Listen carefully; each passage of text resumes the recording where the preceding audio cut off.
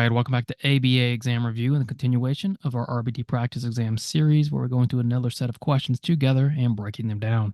If you're new to the channel, welcome. If returning, welcome back. Please like and subscribe. Check out btexamreview.com for all of our study materials, including our combo pack. When you pass, let us know so we can include you in the Sunday shout out. Work hard, study hard. Let's get going. Jerry is jogging on the beach in Southern California.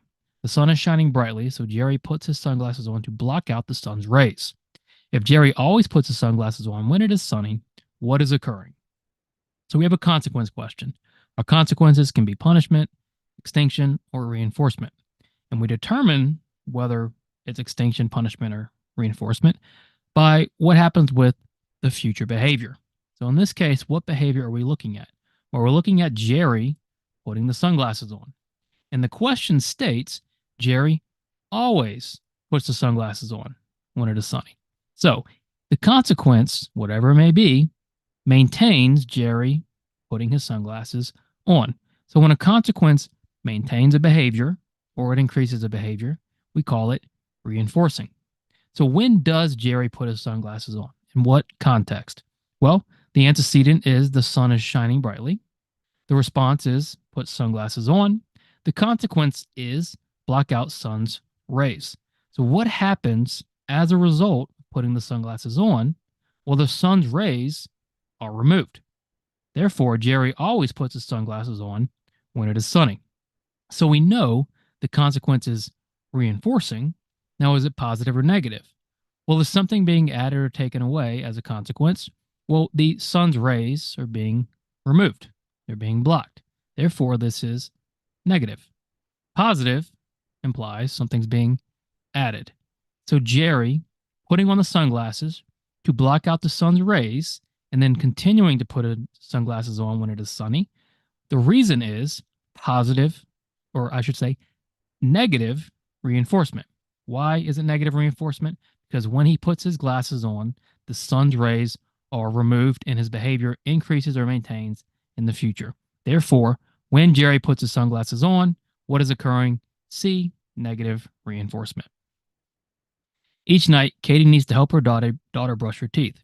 Her daughter can brush somewhat independently, so Katie will only provide small doses of physical prompting as necessary and then fade right away.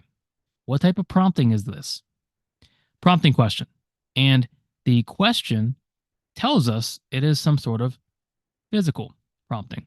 So physical prompting would insinuate maybe a most to least procedure, maybe a full physical, partial physical, or a graduated guidance procedure. So let's see what we know so far. We know the daughter brushing her teeth, and she can do it somewhat independently.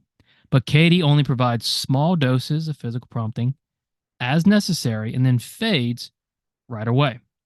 That is very important because when we are using, let's say, a full physical prompting, we are hand over hand doing the response or task for the learner. Full physical prompting is the most physical prompting you can give. With partial physical, we're doing a little less of a physical prompt. It might not be hand over hand, but we're still physically prompting the learner throughout the entire task. With graduated guidance, C, we're only providing physical prompting as necessary, and then we're fading that prompting immediately. That's what Katie is doing here. With full and partial physical, you're prompting throughout the entire task or behavior. With graduated guidance, which is also physical prompting, you're only providing physical prompting as needed, and then you fade it right away. Modeling is not a type of physical prompting. Although it is a response prompt, you're not physically prompting the learner when you're using modeling. So when you only use physical prompting as necessary and then fade it immediately, you're using C, graduated guidance. A behavior technician is recording responses for her client who is attempting to spell 10 words in a row correctly. The behavior technician says that it took 8 attempts for the client to reach mastery of 10 words. What measurement is likely being used here? So we have a measurement question. We need to know what we're measuring and how. So this technician is recording responses for a client who is attempting to spell 10 words in a row correctly. So our goal is 10 words in a row. The behavior technician says it took 8 attempts to reach mastery. So whenever you're measuring a behavior and you say it took so and so attempts to reach criterion or mastery, what do we call that? Because you could say, well, the behavior technician is using frequency, right? They're counting how many attempts it takes to reach 10 words, or they're taking frequency data on the 10 words, but frequency is not an option. We have rate, but we can't find a rate here because rate, we need a time as well. And we're not measuring the 10 words. We're measuring the number of attempts, and specifically the number of attempts it took to reach mastery. In other words, the B, trials to criterion. That is what trials to criterion is. When you track how many trials it takes or how many attempts it takes to reach a criterion or a mastery. Our trials to criterion here is 8. It isn't latency. Latency is the time between the SD and the first response. It's just not what we're measuring here. It has nothing to do with this particular measurement. Neither does inter-response time, which is time in between responses. We're not looking at the time in between attempts. We're looking at the total number of attempts it took for that client to reach mastery. In other words, what were the trials to criterion? In this case, it was 8. Miguel always takes other kids' lunches on accident. Miguel's teacher wants to teach Miguel to grab his lunch and only his lunch. What skill does Miguel's teacher need to work on with him? So we're looking at a skill acquisition question, and the teacher is going to teach Miguel something. Notice we always first begin understanding what is the question asking. Then we ask ourselves, what do we know? We know Miguel takes other kids' lunches on accident, and Miguel's teacher wants to teach Miguel to grab his lunch and only his lunch. Think for a second, take a second to analyze what is Miguel failing to do? If he's going in and he has 10 lunch boxes and he's grabbing the wrong one, what can't Miguel do? A, stimulus discrimination. Can Miguel discriminate between stimuli? Clearly not, because he's picking the wrong lunch. For all we know, Miguel is going in there and grabbing whatever lunch he sees. And that's a failure to engage in stimulus discrimination. Miguel needs to identify his lunch and grab only his lunch. Miguel's teacher needs to work on stimulus discrimination with him. A looks good. Read all of your answer choices. B, response differentiation. Is Miguel grabbing lunch the issue? The issue is not Miguel grabbing lunch. We want Miguel to grab lunch. We want him to grab the right lunch. And he's not doing that. We don't need to change the response. We don't need to do response differentiation. We need him to discriminate between stimuli. What about functional communication?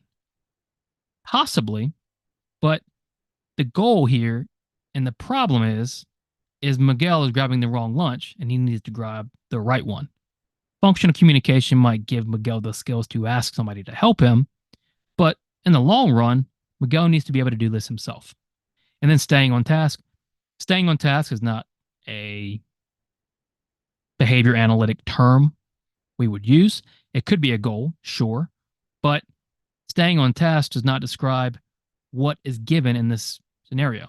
Using the information, Miguel is not discriminating between lunch boxes. That's the problem. Miguel's teacher needs to work on stimulus discrimination with Miguel. You take out a bag of cauliflower that you want to prepare for dinner tonight. You look at the expiration date and notice that the cauliflower is now expired. Disappointed, you throw the bag away. The expiration date functioned as blank relative to eating the cauliflower. This is probably a more challenging question, so let's go through it. What is the question asking? It's asking about the expiration date relative to eating the cauliflower. So with questions where we have antecedents and behaviors and consequences, we need to know what is the context. So we're looking at the expiration date relative to the cauliflower. So what happens is you take the bag of cauliflower out, you then see the expiration date, and the cauliflower is expired. What do? You throw the bag away, meaning you're not going to eat the cauliflower. Why not?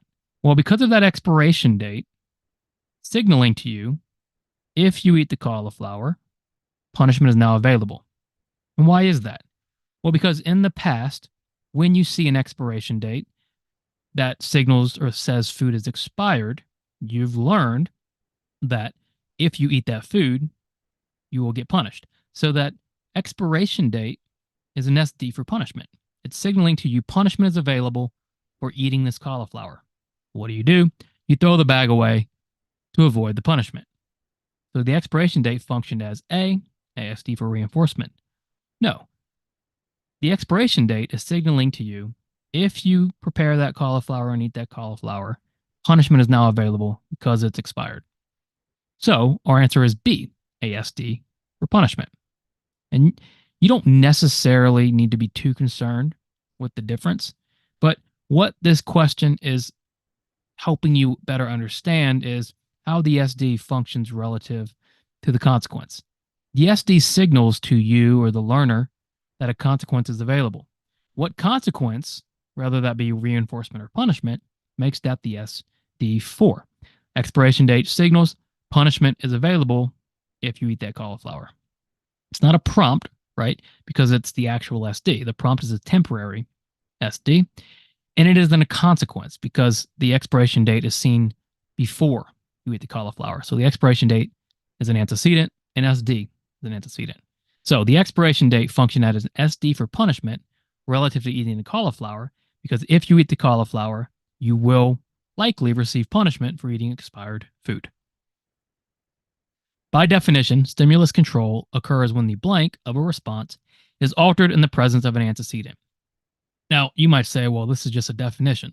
And that's true, because it's a good learning question. Stimulus control is used a lot in ABA in a lot of different contexts and a lot of different ways.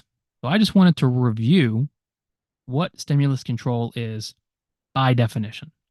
So when we talk about stimulus control, what we're saying is a behavior of interest is happening more, or maybe less, under or in the presence of a stimulus. The stimulus occurs when the what of a response is altered in the presence of an antecedent. Is it A, latency, B, duration or latency, or C, duration or latency or magnitude? Well, by definition, stimulus control occurs when the duration or latency or magnitude, so some aspect of a response, is altered in the presence of an antecedent. That's just a definition question, while also a review and teaching question. Thanks for watching. Be sure to check out btexamreview.com for all of our study materials.